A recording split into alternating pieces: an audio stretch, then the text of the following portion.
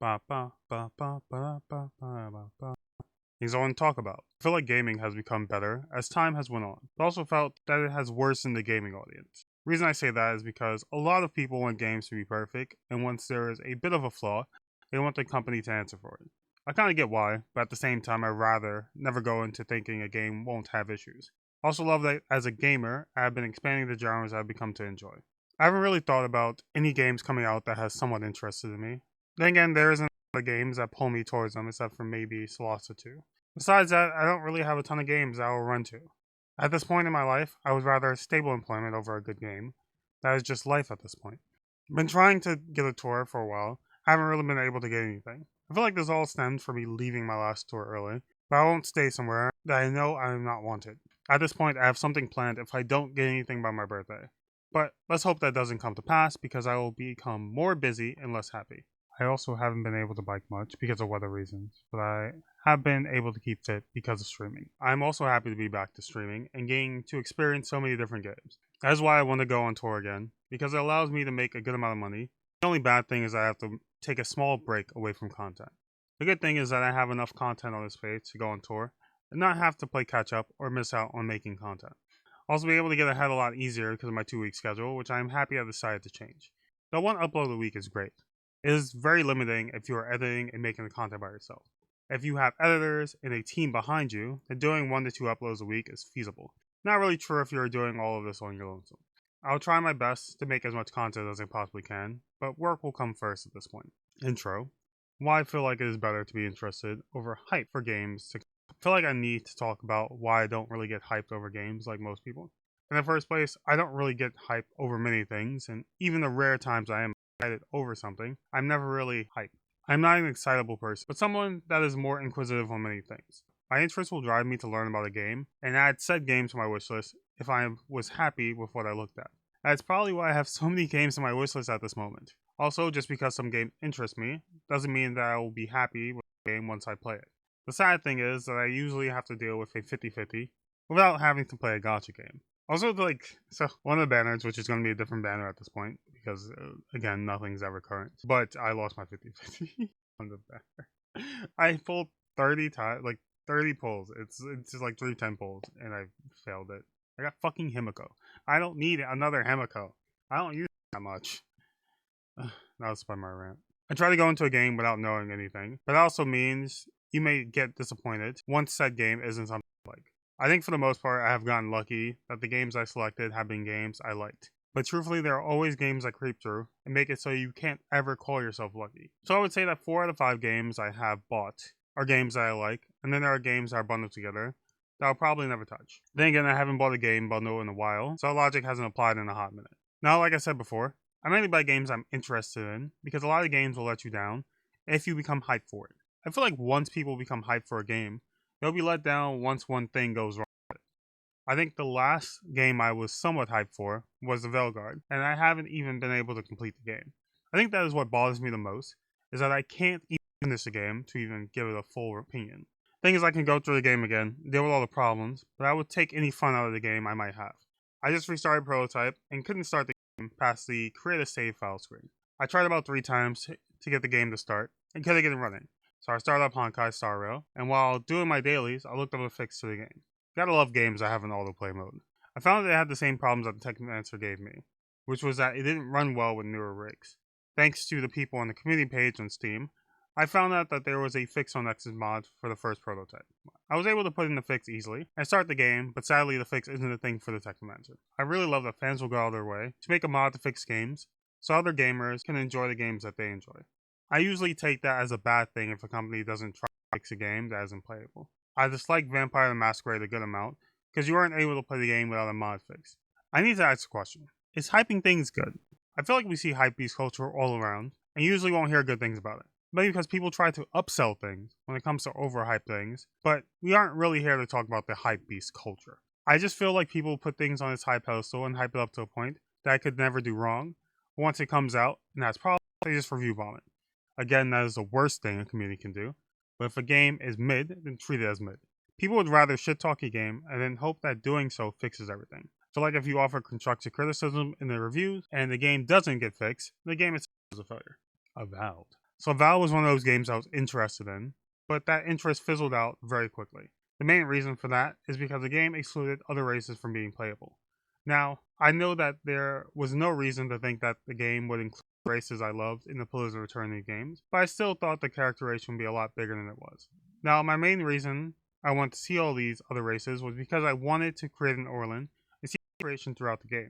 The funny thing is that it could still happen, but with this game, that isn't likely. The whole time the game was announced, I kept asking what races and classes were going to be announced. But I always say not to buy a game unless you either know you'll like it, or that it interests you enough that it should still keep your interest.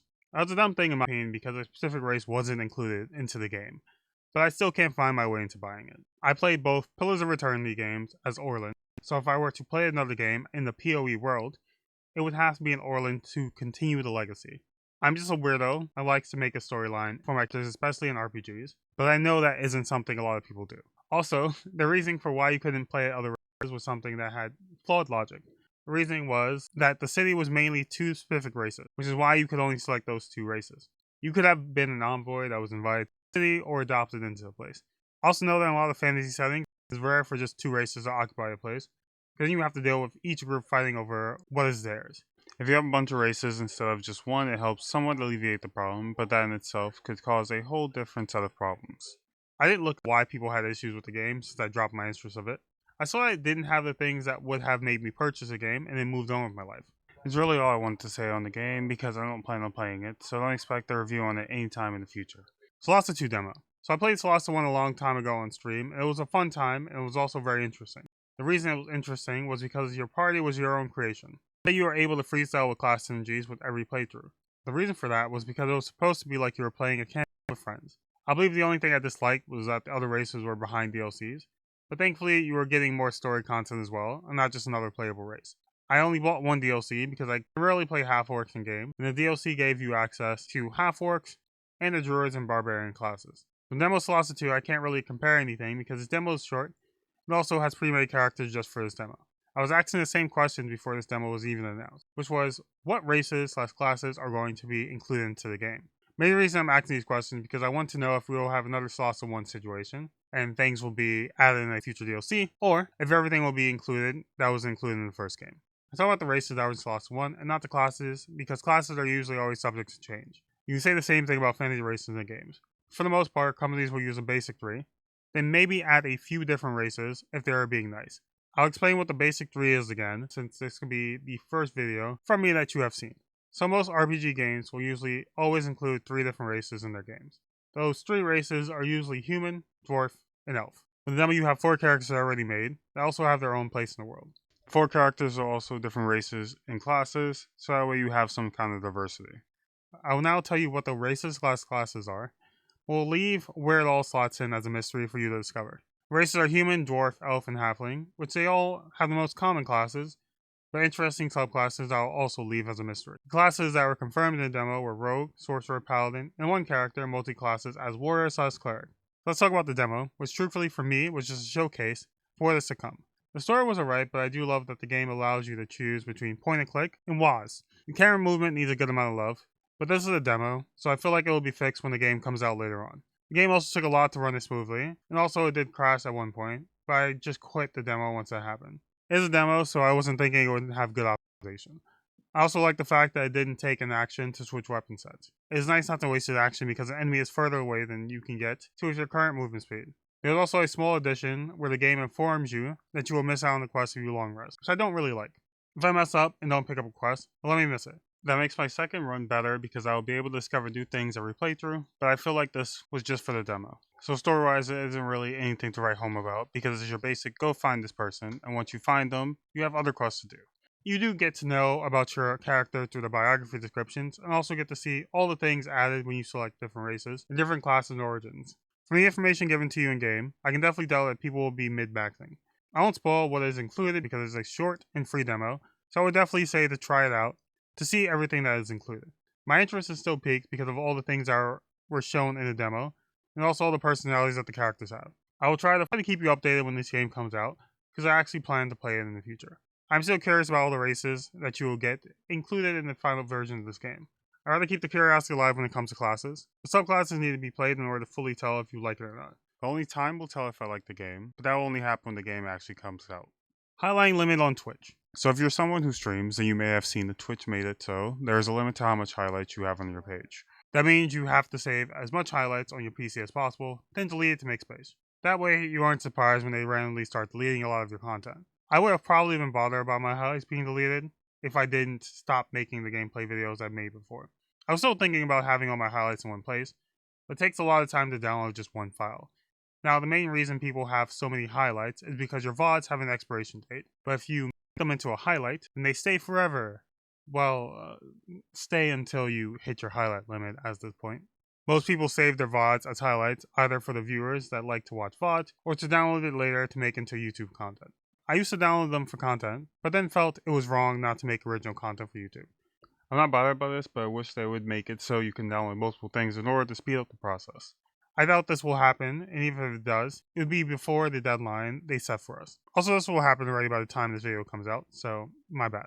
But at the end of the day, I'll probably just download everything to one of my externals that I don't use. Anything, that'll probably take about 2 to 3 days to finish. I'm joking, because it would most likely take a lot longer. You don't know how long it takes to prep a VOD, and to actually start downloading it because of how big the file is. Also, I have 7 hours of content a stream, so it makes sense.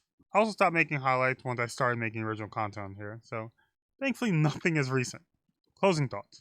I kind of wanted to talk about how bad it is to take a game seriously, but I can't tell people how to feel about the games they paid for. I was once someone that was always serious about games and would kind of spew hate on the game if I disliked it. I remember playing Fury and hating it because I just wasn't good at the game. So every turn, I always said that the game was bad. Looking back on it, I realized that the game wasn't bad, but I just was. Even after saying all of that, I probably still wouldn't go back to playing the game. Mainly because if I still dislike it, and I'm better than I was before, then my crash was valid. I'd rather not know that information. I still will try to bring logic into games even though there isn't really a reason to ever do that. Like we're playing Prototype in a more calm and stealth-based way, definitely isn't as fun, but it does change how you play. It also makes you look at your character differently because you aren't just trying to destroy and consume everything in sight. I also remember getting all the combat and power skills as soon as possible. Now that is something I am leaving to last. I also realized that the quests are way too far in the game without the fast travel, which is weird that I don't remember that being a problem to me before. It's probably bothering me more because I am usually disguised as a random guard and trying not to alert anyone. I'm usually just running along the rooftops, hoping that helicopters don't see anything wrong with its officer gliding to different buildings. It's an old game, so as much as I complain about certain things, nothing will get changed. But that is why, the older the game is, harder it is to get mad at it because if you have any complaints about it, there may be a mod that adds the things you want. That means if you have a complaint about a newer game, then there's a higher possibility that your complaints will get an official fix. Higher possibility doesn't mean you'll get a fix to the game because we saw what happened to the Veilguard. At the end of the day, offer constructive criticism to the game so that the game may get fixed. Then again, games could just say no to fixing things, kill their games, and then work on a new game like nothing ever happened. I'm looking at you, BioWare, because I just wanted to enjoy another Dragon Age game that didn't have problems. I don't see how anyone could be excited for the new Mass Effect game, or how BioWare treated Veilguard.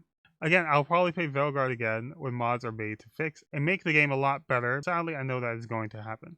Next video should be another game review video unless I find something else to talk about. I also wish that companies could release games that are better optimized because a lot of developers just release thinking of gamers that have the top of the line rigs. I'm thinking about Monster Hunter Wilds release when I say that. Anyway, my name is Oni the Incubus and that's been my time. Hope you all have a good day and I'll see you all soon. Later days. I love you all. Sending kisses consensually. Mwah. Love you all. Peace. Love you. Bye. Mwah. Love you. Peace.